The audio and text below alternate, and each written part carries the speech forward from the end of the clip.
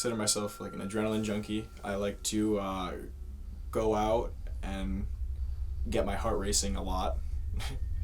Yeah. So I've been in insane asylums. I've gone to an abandoned hotel, abandoned prison. A lot of abandoned places is the point. Abandoned amusement park. If it's abandoned, it seems like it would be a fun place to go. The chances are I've probably been there. I've only been to 2 insane asylums. I went to one in Overbrook, one in Poughkeepsie, New York. So the insane asylum that I had the most significant experience at was Overbrook Insane Asylum in Essex County.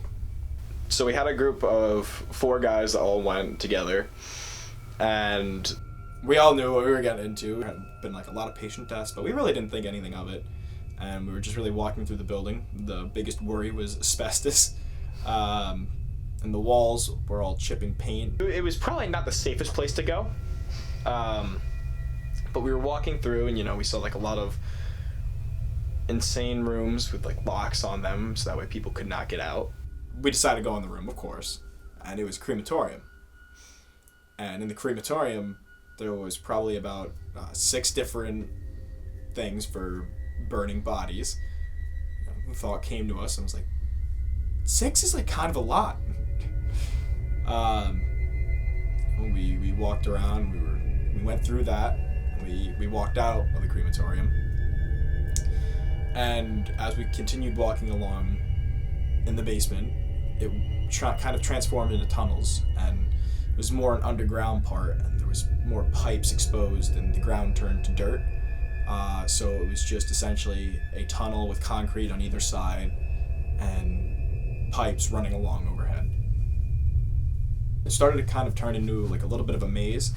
There was a lot of different turns, and I really can't say where we were underneath the building because the tunnel system was probably like a couple miles long. It wasn't ginormous, but all the different turns and the squares made it bigger, and eventually the papers probably stacked about 4 feet high.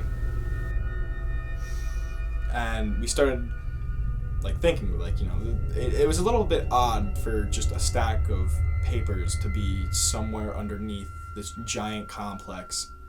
But we had started going through the papers, and we started looking at all the individual papers, and we would read through. Some of them weren't like the best quality, but we started to read through the papers, and all of a sudden we started realizing that these were patients, and on just about like every stack of papers, there was probably about like 13 pages per stack.